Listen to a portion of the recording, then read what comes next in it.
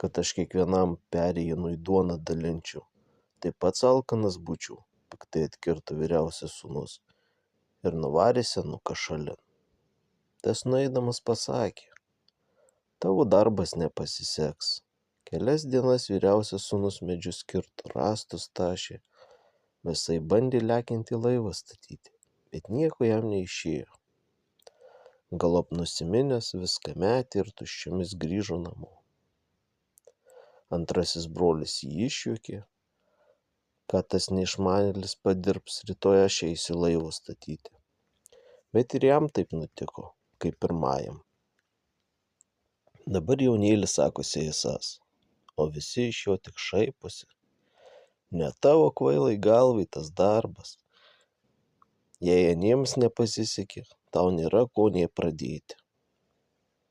Nei jam motina pyragų prikrovė, nei jam tėvas įrankių davė,